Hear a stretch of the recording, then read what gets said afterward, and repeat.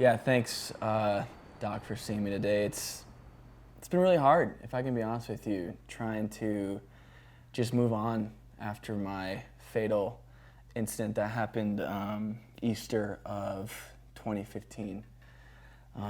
It was just your typical Easter morning. Sun was shining, birds were chirping. It was quite the day that you felt like you wouldn't have the worst experience in your life when it comes to dating somebody.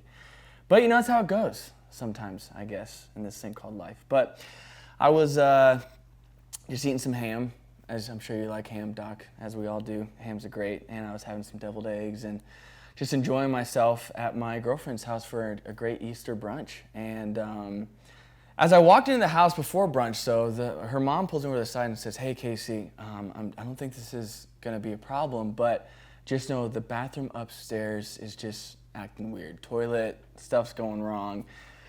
So be careful." So she says that to me. I push it aside, whatever. So as I was saying, had my ham, had my deviled eggs.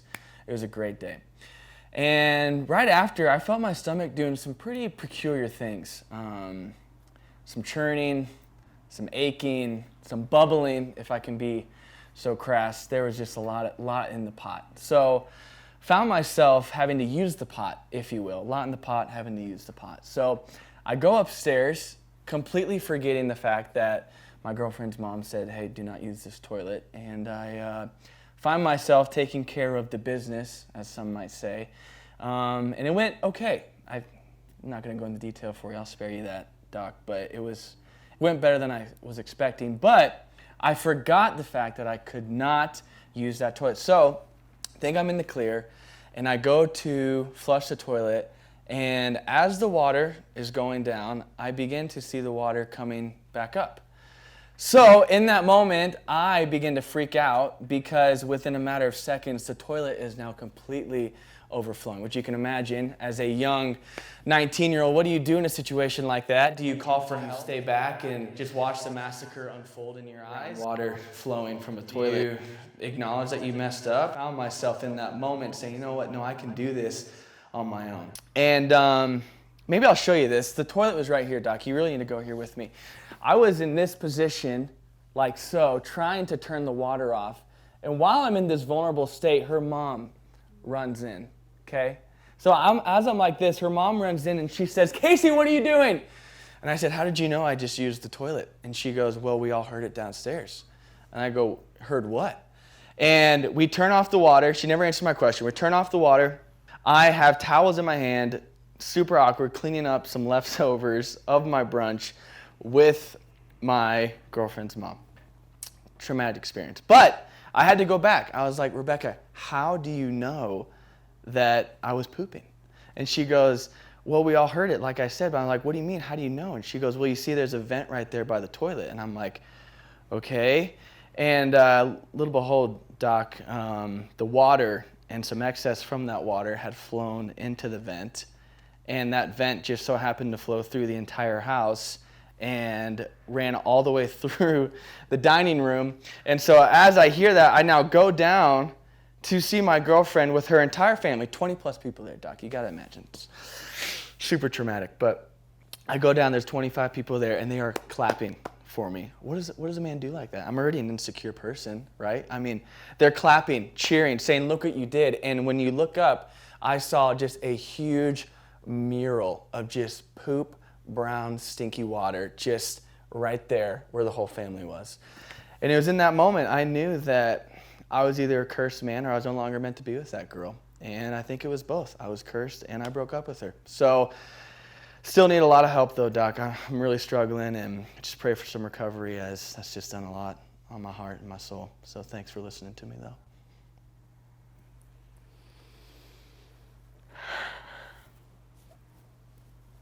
I'm sorry. I'm just really nervous. I've never said this story before in public. So a couple Christmases ago, I want to say like 5 Christmases ago, 6 maybe, there's this guy I was dating, and we had only been dating like 2 months. And I can't believe I'm telling this story, but my sisters know this about me. Sometimes I can have really bad flatulence. And this one night, it was right before Christmas, I had locked my keys in my car. And I just felt the rumble, the wave come over me. And I thought in this moment, I have to get out of here. I need to go to the bathroom. And I go out to my car. I realize my keys are on my seat. The door is locked. And I said, I need to go. And the guy that I was dating at the time was like, no worries. Like, we can call someone. We call someone. They're not coming because it's Christmas, So I'm panicked. I'm panicking on the inside.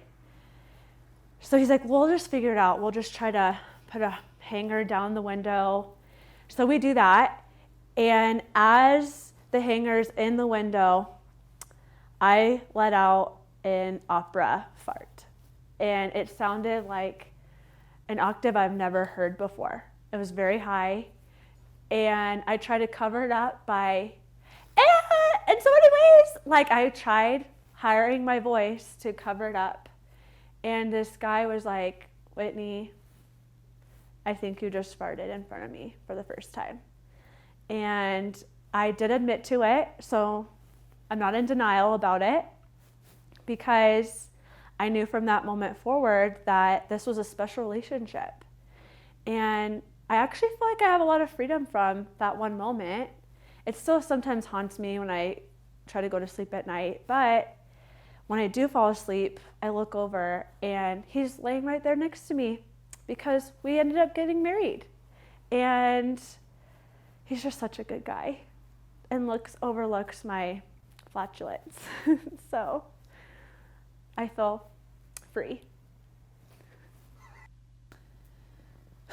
Yeah, it was back in 2008, and I was trying to get out there and date, and so I thought I'd try to find a girl through MySpace, which was the major social media then. And I found this girl named Carly, and she looked great. She was from out of state. Really came to start to like her, and so we started talking over MySpace and messaging, and really started falling for this girl. And finally there came a moment where she was in town and I was going to meet her, and really, really excited to meet her because we had never met face to face. And so I invited her out on a date, and I was going to go pick her up. And so I drove over to her house. I'll never forget the day because it was a clear blue sky. And it was a memorable day because when I pulled up in my car, I waited for a second, and she refused to come out. And I messaged her through MySpace and said, "Are you coming?" And she said, "Yes. I'm worried you're going to be mad at me." And I said, "No, come out, like whatever you're wearing." And so 5-10 minutes pass, and finally she comes out, and I see someone who I think maybe a younger sibling coming up to my car, and she hops in the passenger seat and says, "I'm ready for our date." And I realized that the girl sitting in the passenger seat was a middle schooler, and I was a junior in high school. She was probably 7th grade. And Doc, let me just say, instantly my heart sank.